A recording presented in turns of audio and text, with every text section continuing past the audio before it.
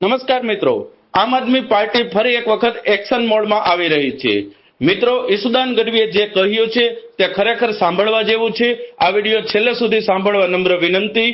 આમ આદમી પાર્ટી દિલ્હીની ચૂંટણીમાં હારી તે બાદ ફરી એક વખત એક્શન મોડમાં જોવા મળી રહી છે। ગુજરાતના પ્રભારી તરીકે આમ આદમી પાર્ટીના પૂર્વ મંત્રી ગોપાલ રાયને નિયુક્તિ કરવામાં આવી છે, જ્યારે સહપ્રભારી તરીકે દુર્ગેશ પાઠકજીની નિયુક્તિ કરવામાં આવી છે।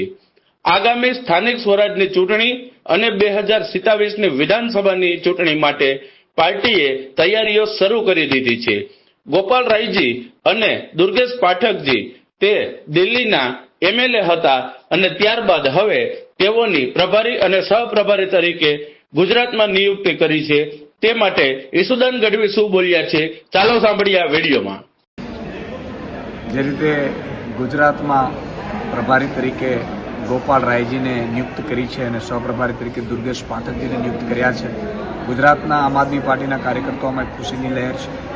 અમે સૌ એમને સહર્ષ સ્વીકારીએ છીએ। સ્વાભાવિક છે કે ગોપાલ રાયજી પોતે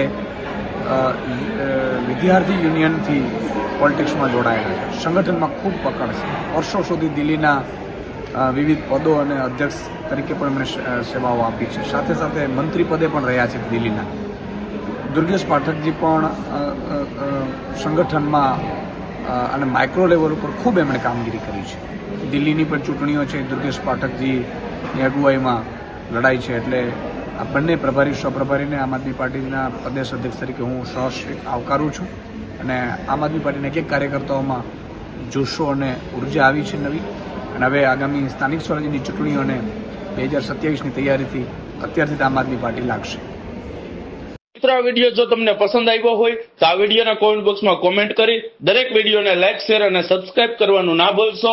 હવે મળશું કાલે એક નવા વિડીયો સાથે, નવા સમાચાર સાથે। તો રજા આપશો, ધન્યવાદ।